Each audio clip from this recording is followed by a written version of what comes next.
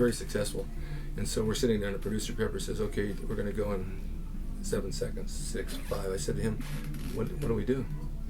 He said, "You don't know?" I said, "I have no clue." He said, "You're on. Hi, I'm Rick Grayson. I'm host of Actors. He's my guest." And so he was like, "Okay." Then she comes over and says, "We're going to come back after commercial. You're going to go to actorsreporter.com. Tell them to click on the Actors Discount link and scroll down and see what they can use as actors for discounts." And she went this whole thing. I said, "What did she say?" she laughed. She says, "Rick's done like 100 shows. I don't have to tell him. He knows." No, yeah. For her, I've done at least 100 for her.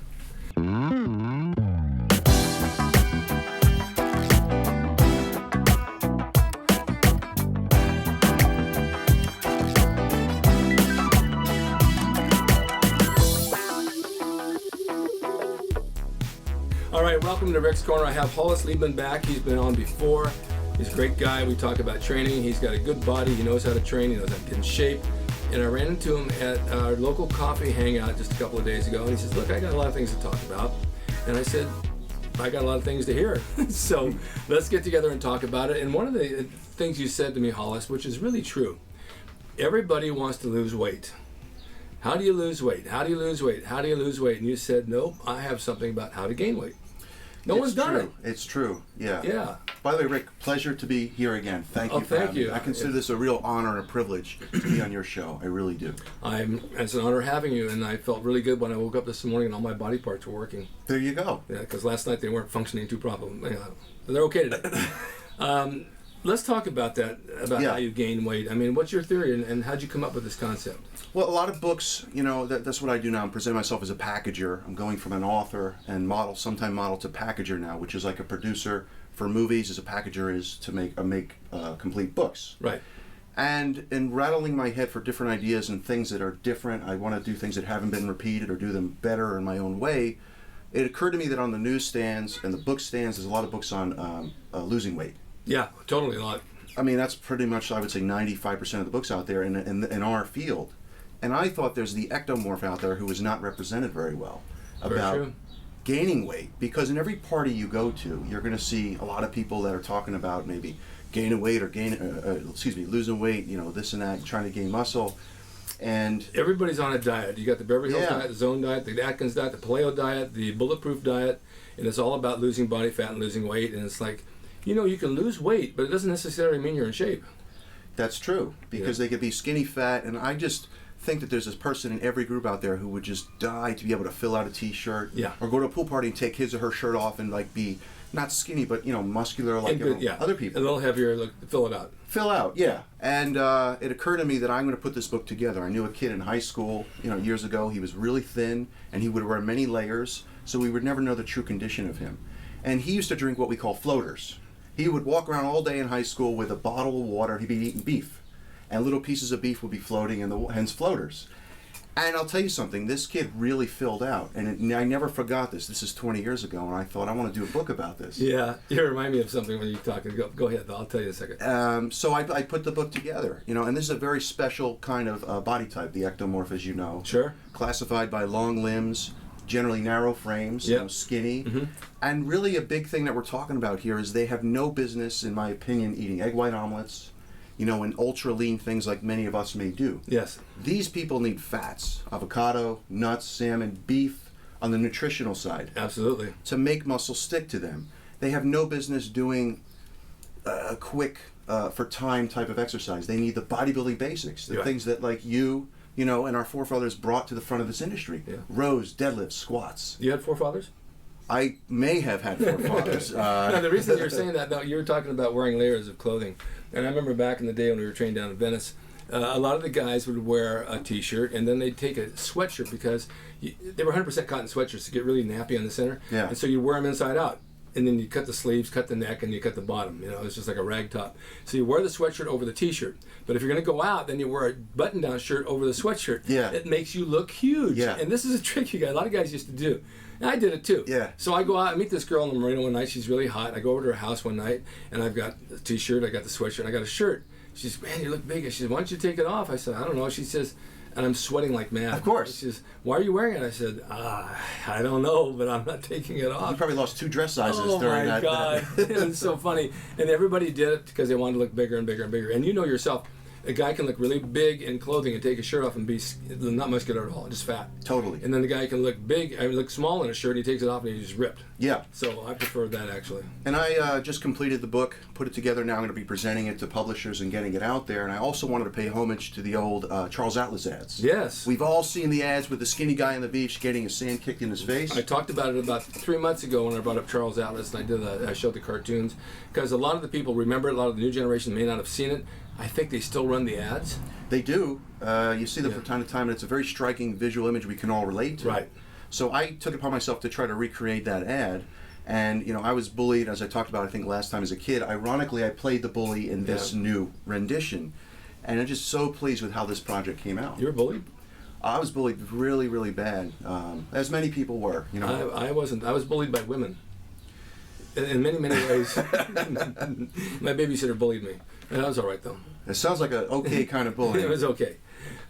This is a good idea. I mean, Charles Atlas, kicks sand in your face, the guy goes home, he reads a book, he kicks lamps around, he comes back and he's big and strong, and he hits the guy. Yeah. That's such a standard thing that you see. So tell us more about yours.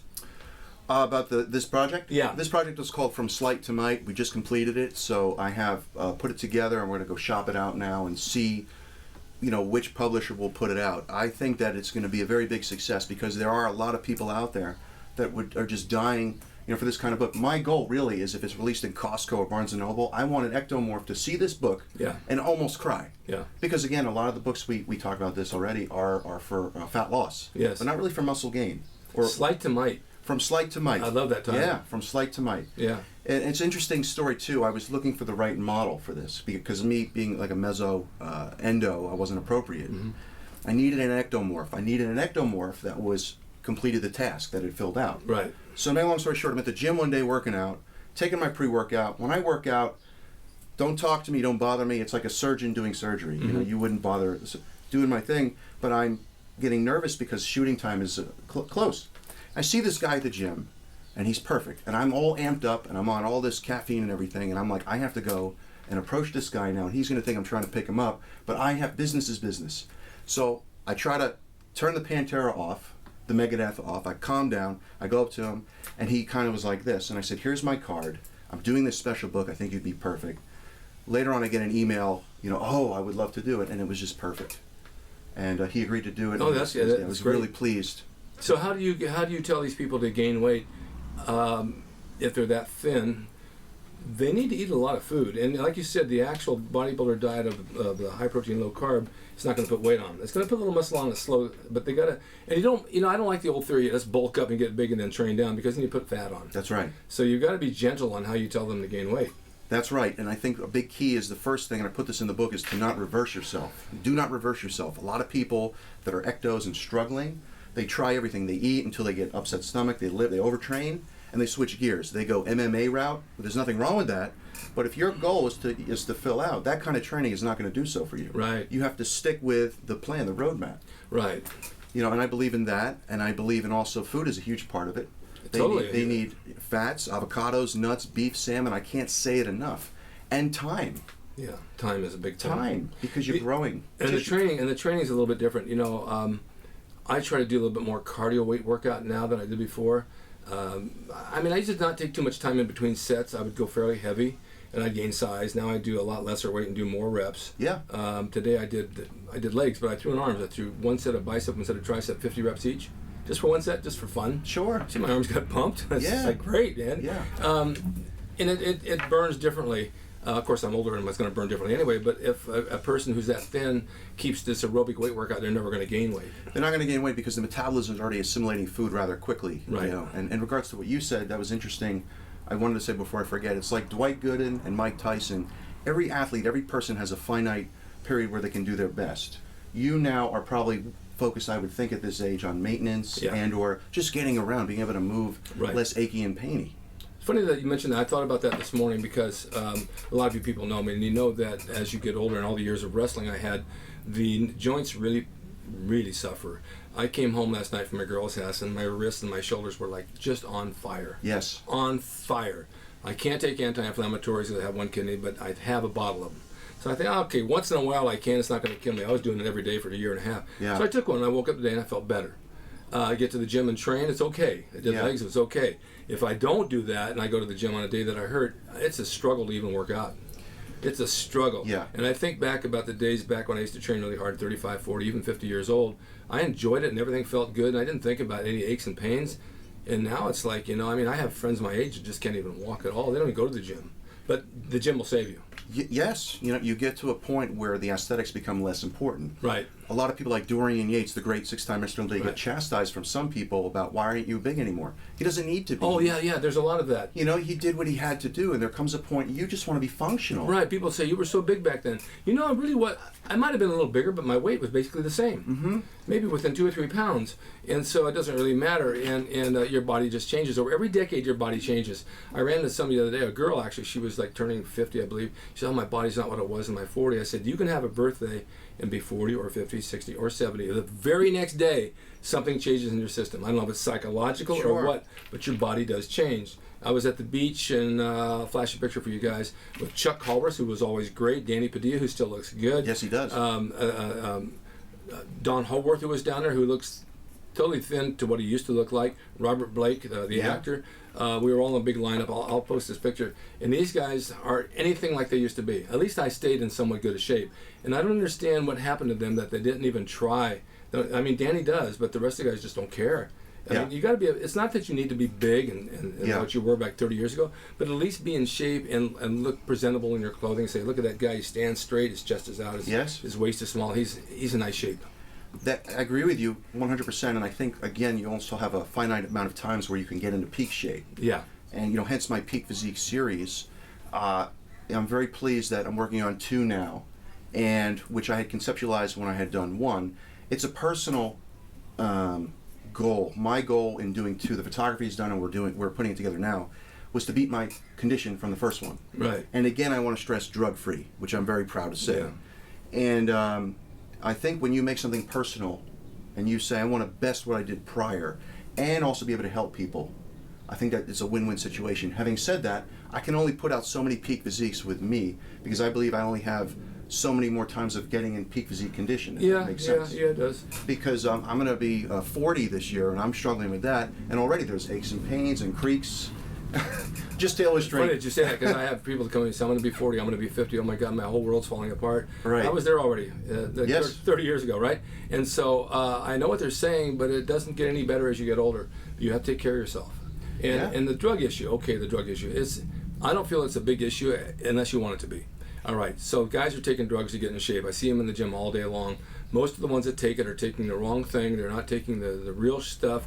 They end up getting pimples and fat. It's not helping them because they don't watch their diet and they don't train properly.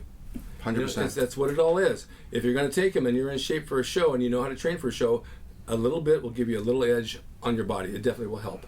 But you got to know what you're doing and how much to take. And then when you go off, it goes back down. It doesn't stay with you. Whereas if you train naturally and you make good gains naturally, and I always thought powerlifting was a good base for that, what you gain naturally at that point will stay with you for a long time. My plan was when I had competed and utilized a little bit as a kid 20 years ago, would be to do in the off season a little bit. Yeah, and blow up a little bit, and then when I would go off, I would train just as hard or harder. I would lose some, but I was always interested in what I would always consider to be real muscle. Right. The thing is, though, Hollis, is that when you are on the stuff, you're motivated to train really hard. Of course. And then when you go off and 2 or 3 weeks into it, you get this slump and you drop, and you say you don't feel like training as hard again because you don't have the motivation. Mentally, it's not in you, so you think, oh well, I don't feel like training. However, I've gone through years of never doing anything, and I still train hard. Because it's within you, it's who you are. Yeah, I mean, I go through this hand. I have to have surgery for you guys. You ever had carpal tunnel out there? I used to say, oh, there's no such thing. How do you have carpal tunnel when you don't even use the carpool lane? You know?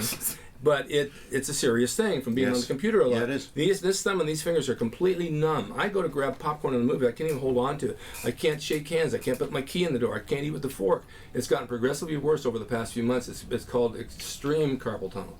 It's very severe. So I'm having surgery on the 17th. They open this little sheath and all these nerves come to life again. Well, that could be from training too, doing wrist curls. It could be using the computer.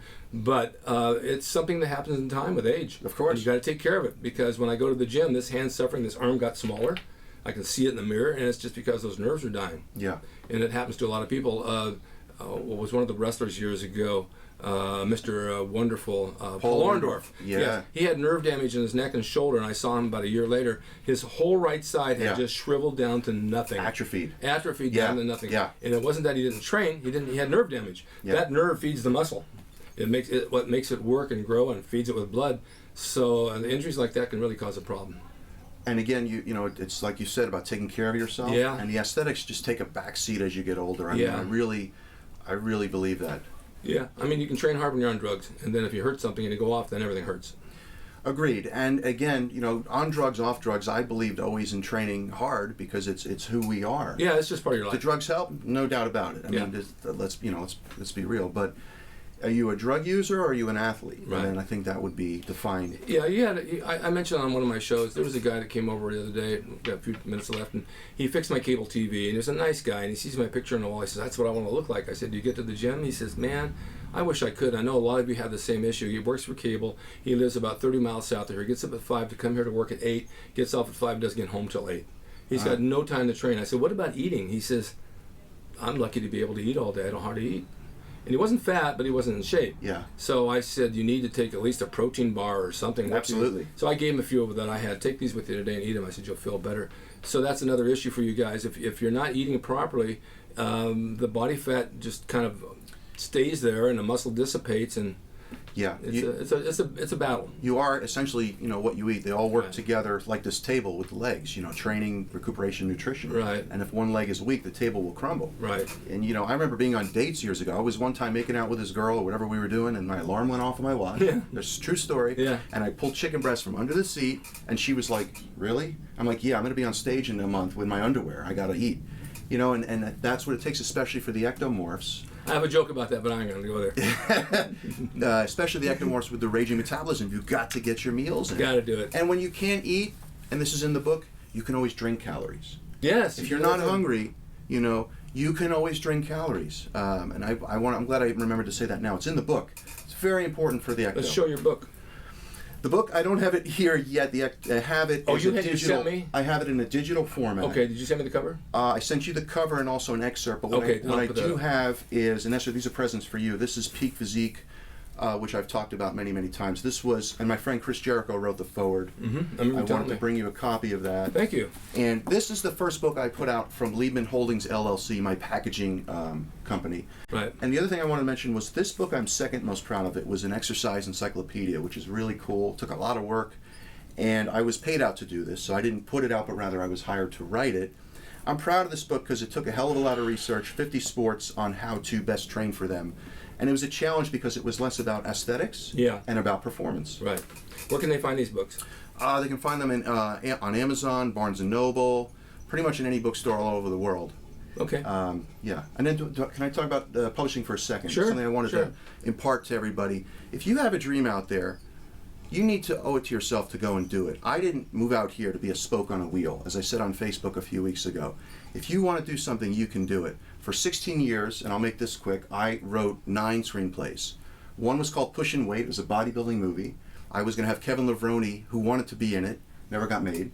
I wrote The Eagle Scout for Will Ferrell, didn't get made. And the final straw was a movie called Dax Hanna UFC. It was Ultimate Fighting Custodian. This movie, and I can't prove it, but it got made into something else. And if you guys, IMDb, you'll figure it out. For me, that was the last straw. And I said, I'm going to go back to what I'm here on this earth to do, and that's to make the books that I've always wanted to see. Yeah. It draws you back into it. You know, it was 20 years ago I stopped competing. I won the Teen National Heavyweight Division. I'm very thankful. And it feels good to be back on track again. And I'm just writing book after book, and I really wanted to say that I'm very thankful to be able to do that.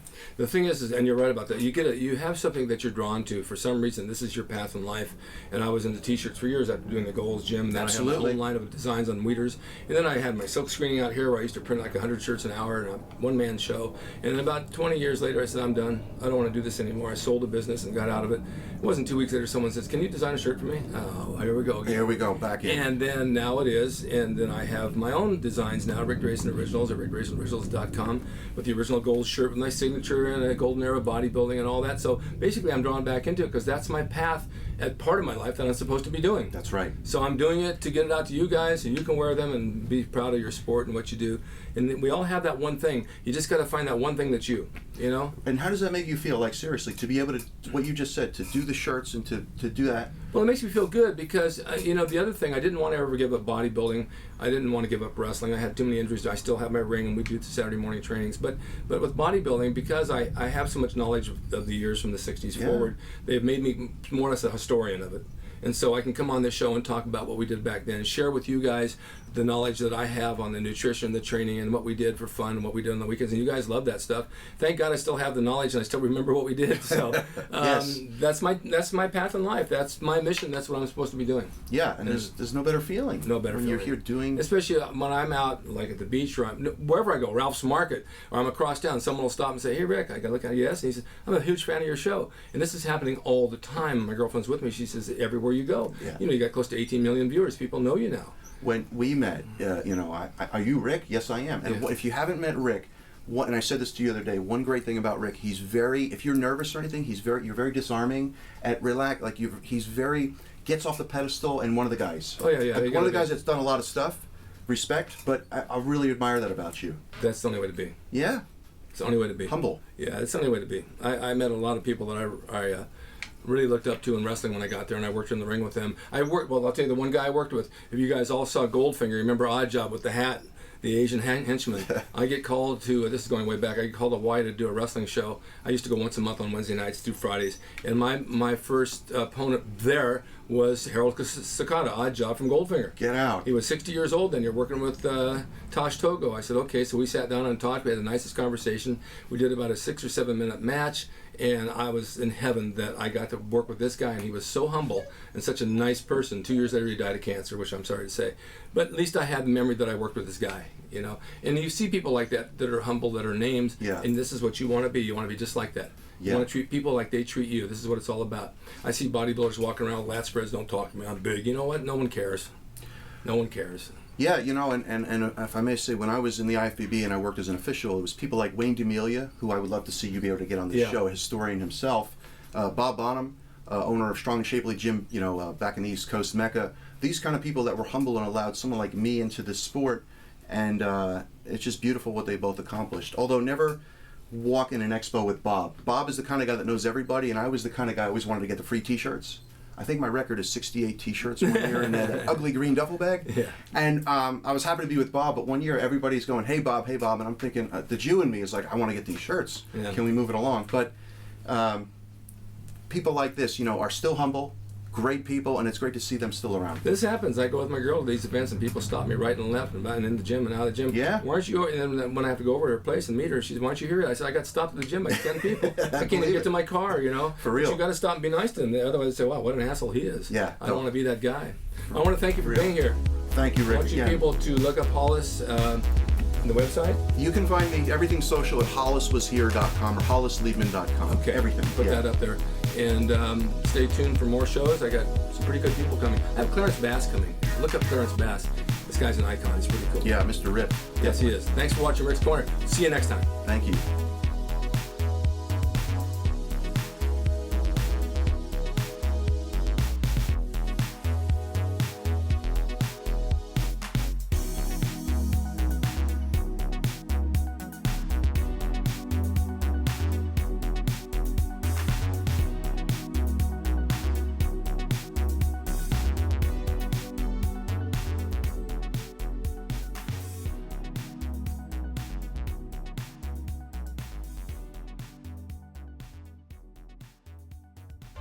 It's rickdrasin.com. He is the equalizer, baby. See you next time.